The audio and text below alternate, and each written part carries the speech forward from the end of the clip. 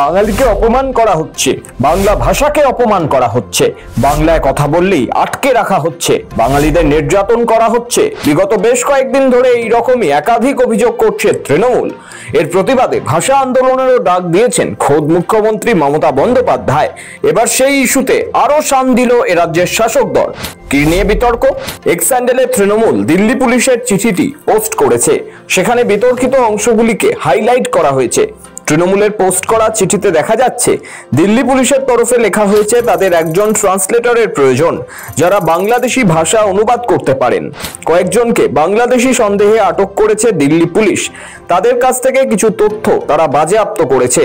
সেই নথি যাচাইয়ের জন্য অনুবাদক চেয়েছে তারা। সেখানেই দেখা যাচ্ছে বাংলাদেশি ভাষার জন্য ট্রান্সলেটর লাগবে বলে উল্লেখ করেছে। আর সেই চিঠি পোস্ট করেই তৃণমূলের বক্তব্য, এটি কোনো ভুল নয়, এটি একটি পরিকল্পিত অপমান। সাংবিধানিকভাবে স্বীকৃত একটি ভারতীয় ভাষার পরিচয় কেড়ে নেওয়ার এবং লক্ষ লক্ষ বাংলাভাষী ভারতীয়কে তাদের নিজের দেশে বহিরাগত হিসাবে চিহ্নিত করার একটি সরকারি প্রচেষ্টা। এক্স হ্যান্ডেলে তৃণমূল মনে করিয়েছে বিশ্বব্যাপী 25 কোটিরও বেশি মানুষ বাংলা ভাষায় কথা বলেন। ভারতের 22টি সরকারি ভাষার মধ্যে বাংলাও স্বীকৃত ভাষা। এটিকে বাংলাদেশি বলা একটি ইচ্ছাকৃত অপমান, ভাষাটিকে অবৈধ ঘোষণা করার চেষ্টা। এর মাধ্যমে ভারতীয় শিকড় মুছে ফেলা এবং বাংলা ভাষাভাষীদের বহিরাগত হিসেবে চিহ্নিত করার একটি জঘন্য প্রচেষ্টা বলে তৃণমূল লিখেছে। দিল্লি পুলিশের সরকারি চিঠিতে বাংলা ভাষাকে বাংলাদেশি ভাষা বলে উল্লেখ করায় রবিবারই কড়া প্রতিক্রিয়া জানান পশ্চিমবঙ্গের মুখ্যমন্ত্রী মমতা বন্দ্যোপাধ্যায়। রবিবার এক্সে তিনি দিল্লি পুলিশের এই মন্তব্যকে সংবিধান বিরোধী, লজ্জাজনক, অপমানজনক এবং দেশবিরোধী বলে কড়া ভাষায় আক্রমণ করেন। অন্যদিকে তৃণমূলের সর্বভারতীয় সাধারণ সম্পাদক অভিষেক বন্দ্যোপাধ্যায় অভিযোগ করেন, এটা শুধু একটি প্রশাসনিক ভুল নয়, বরং বিজেপির পরিকল্পিত চক্রান্ত। বাংলাকে অপমান করে বাঙালির সাংস্কৃতিক পরিচিতিকে কলঙ্কিত করার উদ্দেশ্যেই এই প্রচেষ্টা। তবে দিল্লি পুলিশের চিঠিতে কোনো ভুল দেখছেন না বঙ্গ বিজেপির সভাপতি শ্রমিক ভট্টাচার্য।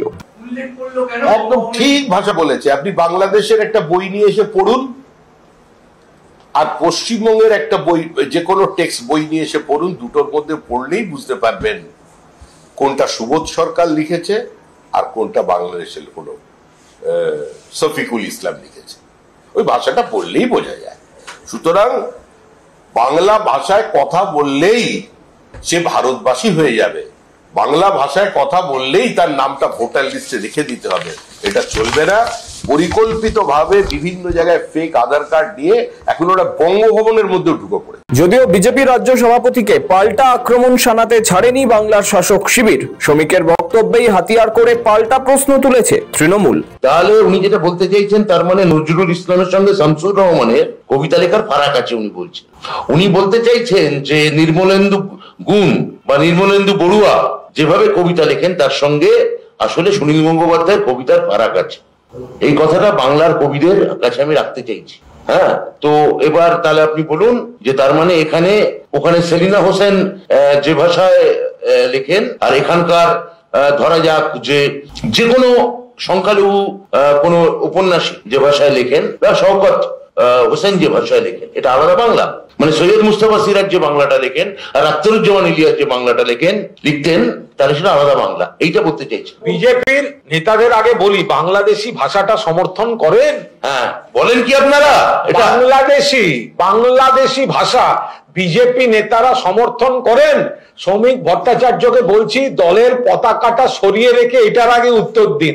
বাংলাদেশি ভাষা বাংলা ভাষা নয়, বাংলাদেশি ভাষা বলা হচ্ছে। বাংলা ভাষাকে সমর্থন করেন? কথা ঘোরাবেন না, জাগলারি করবেন না। বাঙালি অস্মিতা ইস্যুতে আগেই তোলপাড় হয়েছে বঙ্গ রাজনীতি। বাঙালি পরিযায়ী শ্রমিকরা বাংলায় কথা বলছেন বলে তাদের উপর অত্যাচার করা হয়েছে, এই নিয়ে বারবার ক্ষোভ উগরে দিয়েছে রাজ্যের শাসক দল। এমনকি একাংশ পরিযায়ী শ্রমিকদের নিয়ে সাংবাদিক বৈঠক করেন কুণাল ঘোষ, ফিরহাদ হাকিমরা।